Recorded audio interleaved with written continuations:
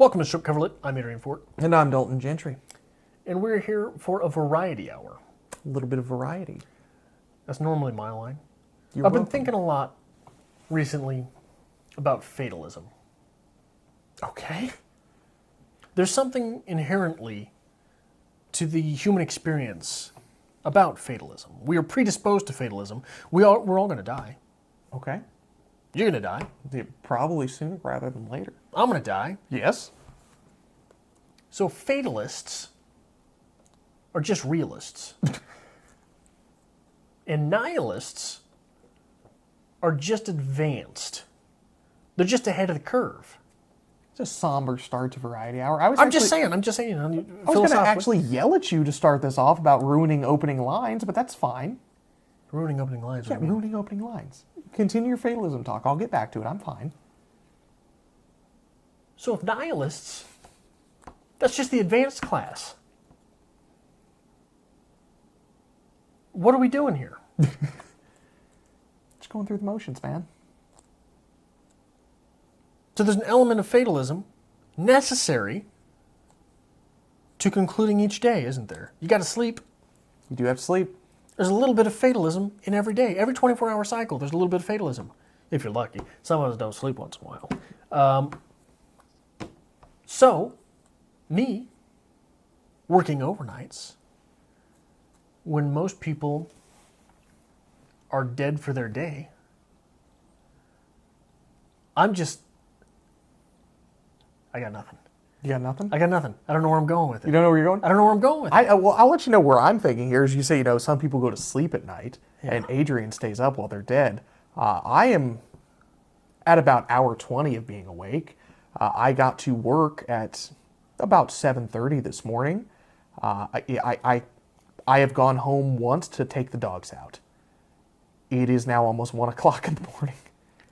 So here I am. I'm on the fumes. I'm pining about fatalism, and you're complaining about being alive. Absolutely. I just want to go to bed. I want to curl up in bed and just shut it all off.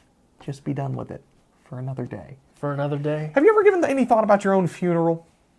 A little bit. I feel like it's going to be very somber variety. We're like, we're going to die. Let's talk about death. By the way, you'll die too. Hey, congratulations. We all share it. Yeah.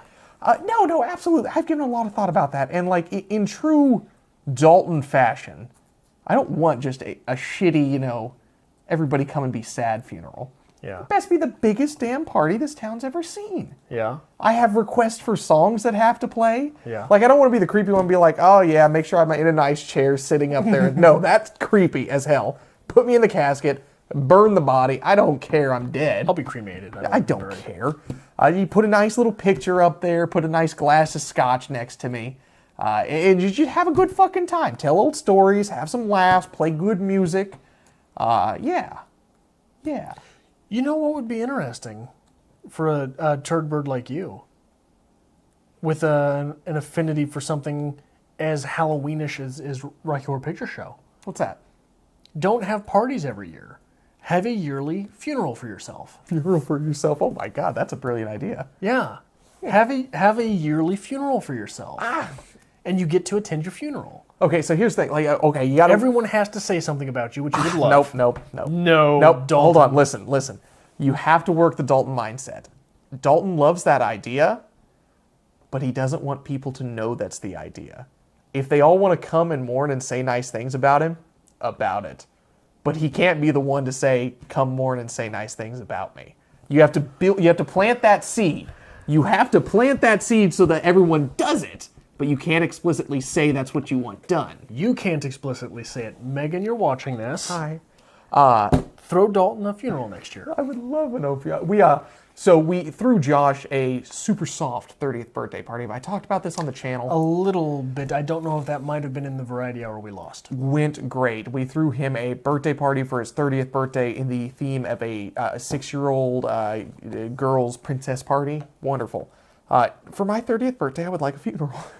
Thank you. I will accept that. I'm full of good ideas. You are full of good ideas. Do you have a funeral playlist at least? Like, I have songs that have to be played at my funeral. No. No? What is on your funeral playlist? Elton John's Rocket Man. Of course it is. There's the best drinking story ever associated with Rocket Man. So I have to have that. Pink Floyd, Shine On You Crazy Diamond. You ever heard that one? I've never even heard that one, no. That's great. That's a wonderful song. It's just a couple things you have to have. It's absolutely necessity. Okay. So, I would like to back up all the way to the very beginning. I want Rachmaninoff. Oh, yeah, that sounds great. Yeah. That sounds great. I just want, like, underground German dubstep. Completely. I want to remake... Du hast... Yes, as everyone's just standing there awkwardly, like, stirring their cocktails, be like, yep, this is what he wanted. I even wore my lederhosen. I would like to back up to the very beginning. We're backing up. Where you said that I stole a little bit of variety. Oh, yeah. So, I don't know if you do this on purpose, and I don't know if we're supposed to discuss this. I don't know if you've just been doing it as a weird Adrian experiment to see if Dalton ever notices. Is he on to one of them? Welcome to Strip Cover Lit, where we squeeze the bigger picture out of literature. Sometimes. Sometimes we wrangle the picture. Sometimes we wrestle the picture. And I've been letting it go for months. But it bugs the hell out of me. Every time I know, when you first came back, remember I was doing the editing. Yes. So every time I change it up, you go, yes, because it's not normal. It's not the intro. You have to have the intro, the same thing, every time. And it's bugging the hell out of me, man. It is so on purpose that for the past 2 weeks I've been trying to prompt myself to look up synonyms for those words so I can pull a weird one out and just watch you implode. See, this is an Adrian thing. This is an Adrian experiment. This is why you cannot associate yourself with Adrian, because he will find little experiments to do just to keep himself entertained and won't say a goddamn thing about them. But I've taken my mental notes. Yeah, absolutely. My mental notes are taken about it. I actually thought about doing a shirt that says, we squeeze the bigger picture out of literature and cross out squeeze and add wrangle, cross out wrangle, add wrestle. I hate you so much. I'm too fucking tired for this right now. I'm surprised honestly, I'm surprised you notice it. See, so there's something, I'm not surprised you notice it when it happens. But I don't find you, and this isn't an insult, this is just, you either are or you aren't. It's like, you're either tall or you're not. Mm-hmm. I don't find you as a very present person. Okay. You are someone who I have found will react to things in real time, but the assessment thereof comes later. Okay. Does that make sense? It does. So you harbor things. Mm-hmm. You take them and you bury them. And then they just sort of, they'll boil back up to the top eventually. What the fuck was that? Yeah, and that's where you get the whole frazzle Dalton comes from. True. You don't react to things and you don't respond to things in real time. You just react to them. It's called being present. Okay. Right? So it surprises me that you've actually caught on to that. Oh yeah, I've noticed for a long time now. But it's another one of those things, like either A, by the time I remember it, I've forgotten it. So I don't say anything. Right. Or two, I just haven't cared. I'm like, I don't give a shit. He's just doing his thing. He's doing an Adrian thing. Which, by the way, by the time I remember it, I've forgotten it, is just about the most Dalton phrase ever. Have I told you about Pavlov's Josh?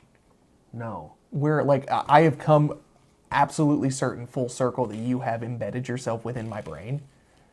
Oh my God, you are going to be so proud of this. So Josh and I go to the casinos a lot. It's a hobby, always has been. We go out, we play cards, we play slots, we have a good time.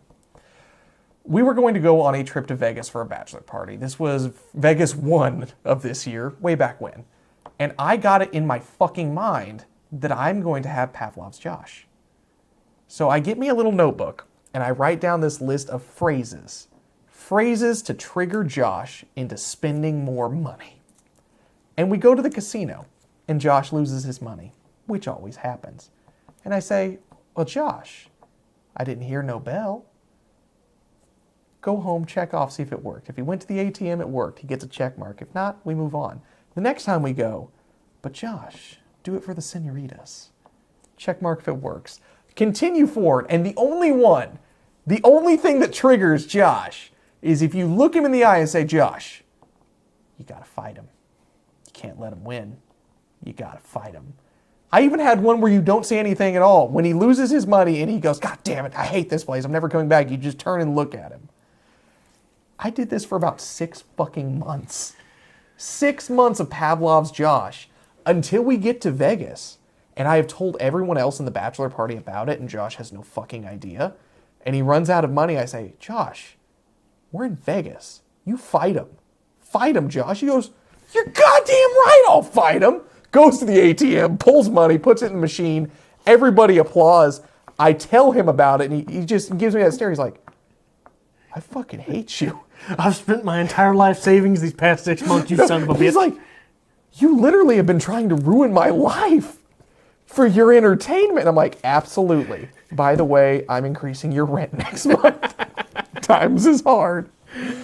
So I was so proud of Pavlov's Josh that I had to share that with you. I wish I remember what Variety Hour original season the Pavlov's Dalton came on. Do you remember that story? I don't. Where I Pavlovian responded your Tourette's? Oh, yep. I can't remember the entire story right now. Fair. But I do recall that now that we talked about it. Damn it. Basically, you would twitch every time I touched your hair. Yeah, I don't like people touching my hair. And I would say something about Taco Bell every time I touched your hair. Yeah. So eventually, Taco Bell. I would mention Taco Bell and you'd... Yeah. Pavlov. It's wonderful. Yeah. You can do it with all your friends. They'll hate you forever. So, like, come to find out, and, like, this is terrible, but bless Josh Adamak. In his anger of this, he knows... Just real quick at the end, since we're talking about all these things and funerals, you'll have to end this with a in memory of Josh Adamak. You know, or you'll have to give me a picture since I'm doing the editing again. God damn it. So he tells me about this like a couple weeks after we get back from Vegas. In his anger, he went as far, because like I had always wanted to go to Vegas. It has always been on my list, and that was the first time I was ever there. He explicitly went through the strip trying to purchase roofies to drug me so I wouldn't remember the trip. What? Yes. He was going to put roofies in my drink so I would not remember the trip that I've always wanted to go on. I want to know how you figured this out. He told me about it. That's unfortunate. Yeah. I was hoping you were walking down the street with him someday and was like, hey, you needed roofies? 3 days later, I wake up in Kansas City. I'm like, where the fuck were we? These are my friends. These are my friends.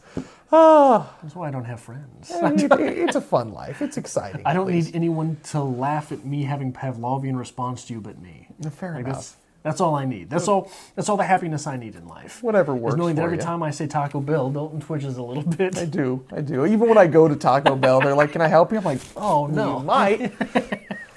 I hate myself at this point. Oh, man. Technically, you didn't Pavlov response him, though, because what you were doing was directly related. Like, you got to do it for the senoritas. Got to do what? You've got to spend the money for the senoritas. I was trying to figure out which phrase would make him do the thing. Right. And once I capitalized on which one did it the most often, I always tried to associate it with him going to get more money. Right. Technically, though, what you would do was you would suggest getting him more money in association with something completely unrelated. Like you would say, Thanos, you ought to go get some more money. Yes. And then eventually you doing Thanos would, hey, I'm broke. I like to imagine, like, I know Josh is at work right now, but I just want to imagine he's just like perking up. He's like, I should go to the ATM. They're talking about me. Got no cash in my pants.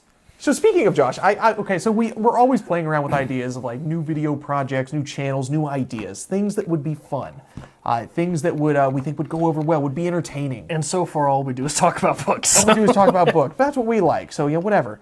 So we've talked about doing a gaming channel, which is a pain in the ass because we don't understand technology.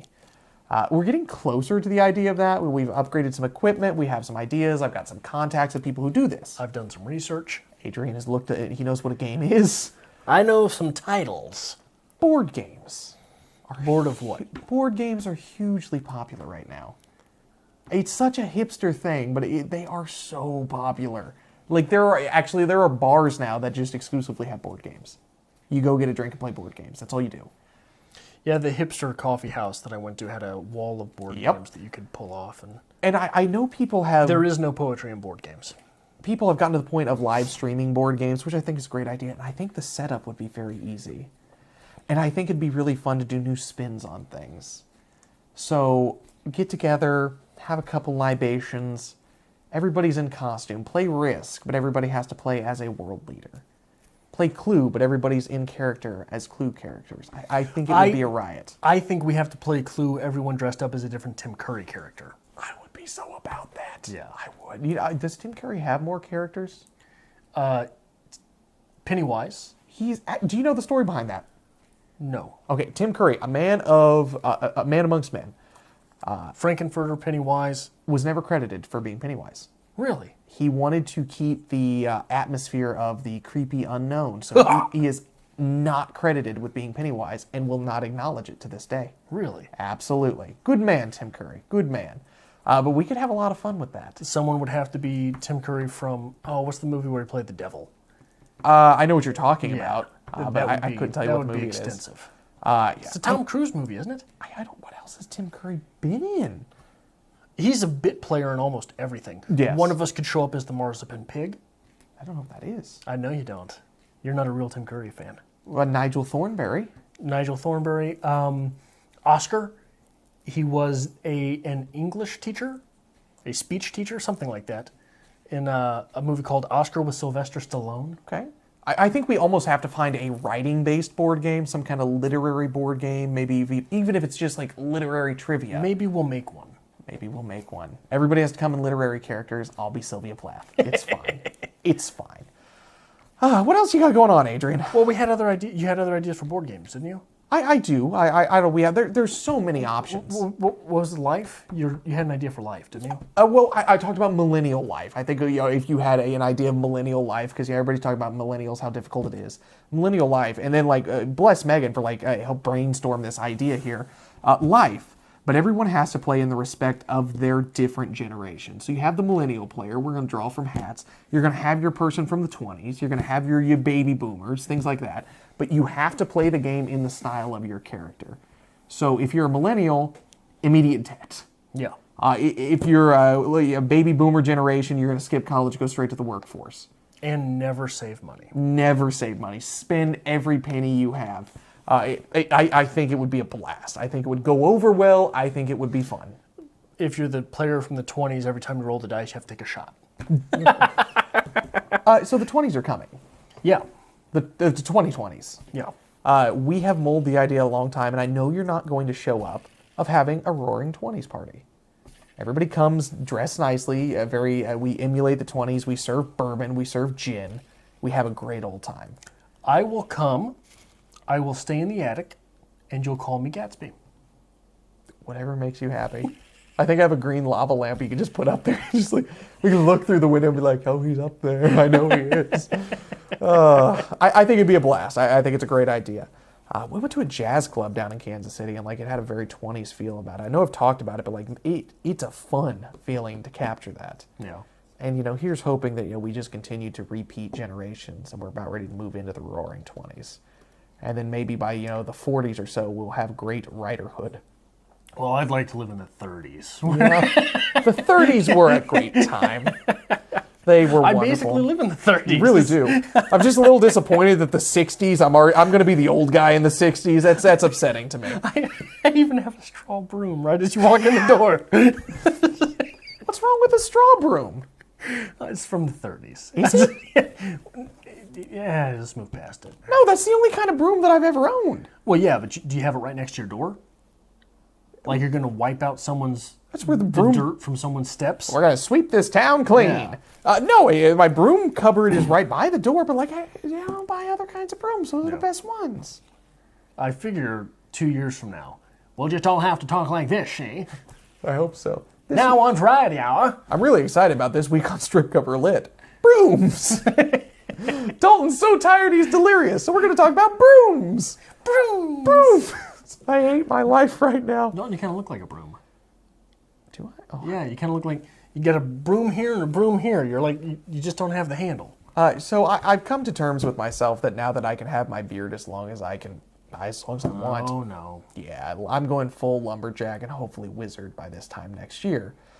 I need a haircut, though. It's getting a little long on the sides here, so I need to get this taken down. It's like your hair's getting so long that you've got a poof and a poof. Oh, it's bad, man. It's a double poof. It is just hideous at this point. Like, we got to do something about this. It's, I've had better days. I don't think you have, you gorgeous son of a bitch. You think I should just leave it like this? Yeah. It sort of reminds me of the Statue of Liberty. Yeah? Yeah. Like a little point on top there. I'm so glad I could help you out with this. I'm still convinced I want dreadlocks. I really do. I don't think you do. I think I do. I don't think But you do. they have to be hipster dreadlocks. Like, I can't just get normal dreadlocks. What's a hipster dreadlock? Oh, I'll have the sides shaved, so it'll just be the top. Oh. Yeah, you won't be able to come over anymore. I'm going to. Granted, like, I'm not sure if I can wander through your neighborhood. Look here. We're going to part it. You got to part it. Like Samuel L. Jackson in Unbreakable. I'll get you a part if that's what you want. I realize at this point we're the closest we'll ever be to a makeup channel. So. This is the closest we'll ever be to popular. Yeah, absolutely. So I think we should just go with it. That is it. That's the one? That's the one. I think so. Now, mind you, he's not looking in a mirror. I don't have one in my apartment. No, He's just a looking in window. the window. Just a window. But see, it's also 1 o'clock in the morning. It's pitch black outside, so a great reflection. Works out wonderfully. Yeah. Think about keeping it. I think you've got to start styling your hair that way. I think no. Okay. So I switched jobs. I have always been the eccentric at every job that I work. Yeah. Went to work at the prison. I obviously do not fit in. Right.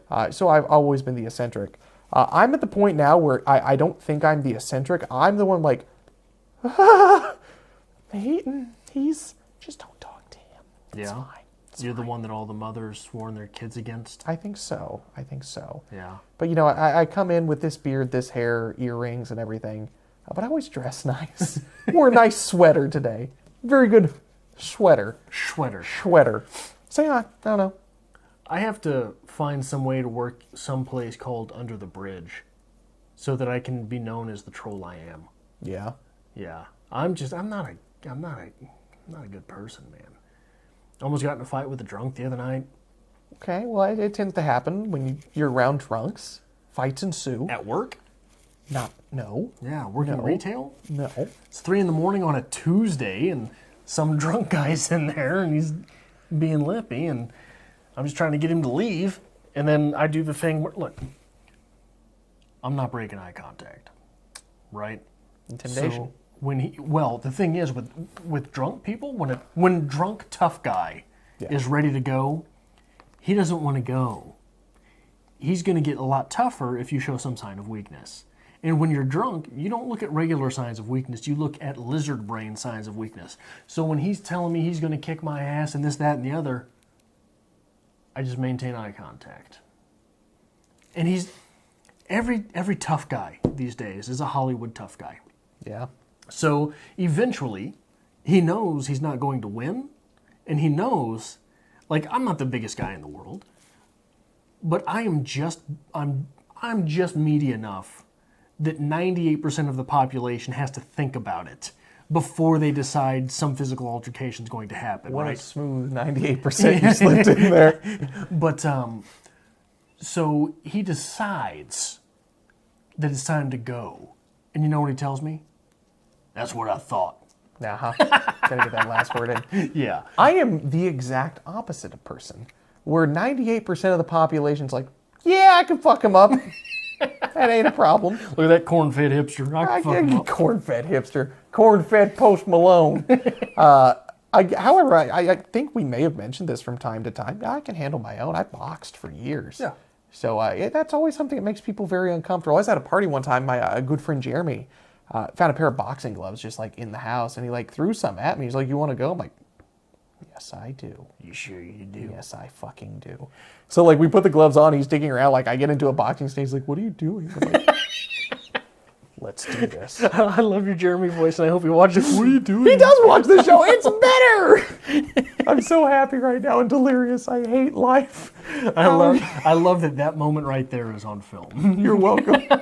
I love that moment right there is on film. See, every now and then, like when we're doing these late night sessions, just trying to get ahead, and we need to get back ahead, there comes a point where we're going to get this done. And it always comes to there's at least one more video. And I'm like, nope, we're not finishing it out tonight. And I'm like, hey, these are the valve stems for your tires. Good luck leaving. And this is why we come to that point. Because I know at this point I am not capable of doing another review.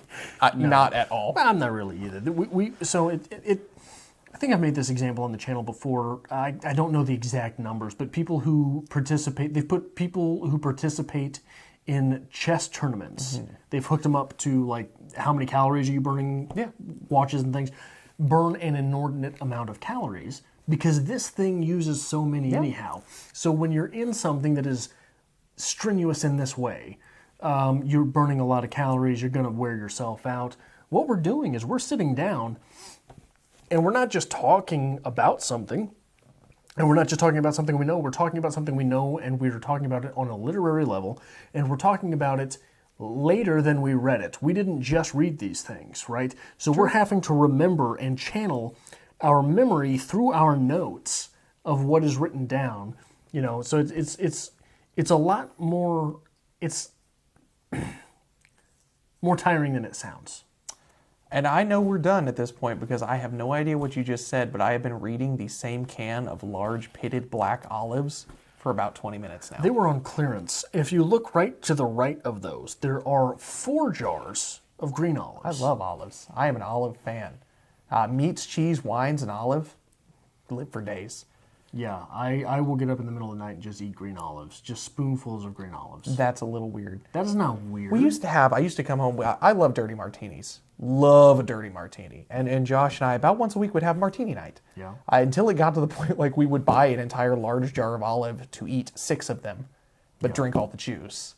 And I'm like, now we're just wasting You didn't things. put olives in your martinis? Well, yeah, you put a couple in there for sure. Yeah. But, you know, you're going to go through the entire jar of juice, and now you're going to have just a jar of dry olives, which if you don't eat in the next 2 days, soon. it's over. Yeah. So I had to give up on the olives. Now I just want a dirty martini. Yeah, I love martinis and women.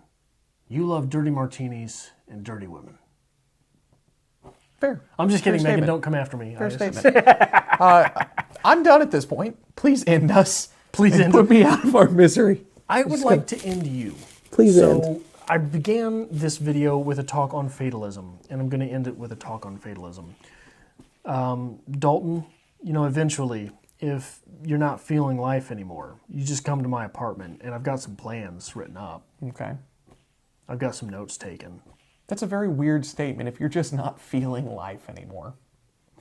All right. Appreciate you. Got some plans. Thanks for looking out for me. I've done some research. I'll make sure I leave you all my books, but just the bad ones. I don't want any of your books. Your books are all garbage. We've been through enough Dalton book hauls on this channel that I know I don't want any of that. Well, no, what you'll do is you'll be a prick and you'll leave me A signed copy of Looking for Alaska. You'll leave me the external that blew up and the computer that blew up, and you'll leave me some advanced form of electronic that I just have to use as a paperweight. Like that's what Dalton will put in his will for Adrian. Yes, I would like to leave you the broken hard drive, the virtual reality headset, and this 8x10 signed picture of John Green. That would be an awesome birthday party every year. John Green party? No, shut up, not that. A birthday party that is your funeral in which you bequeath things to people. I could get rid of a lot of stuff. Yeah. I have a lot of stuff. People end up leaving your birthday party with things that you leave in a will. I would always feel bad for people because somebody'd go home and be like, thanks, now I have a 6-foot-tall didgeridoo because I don't know what the hell I'm going to do with it, but it sounded like a good idea at the time. Tell me that would not be a great party. It's a good idea. That's a great idea. Please end this. I'll end you. Go on. End us. Time's Please. up. Please. I'm done. Thank you for watching this. If you happen to hit the like button because you did hit the like button. Maybe subscribe if you have not already. There's no one still watching this anyhow. We're going to roll the credits.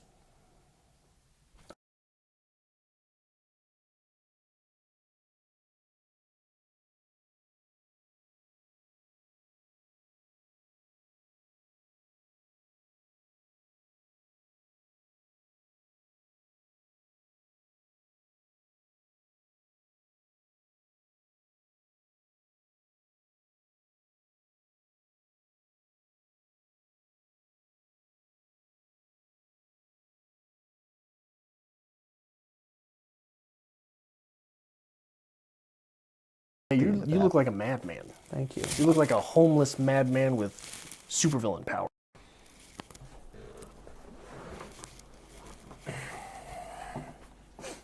Good.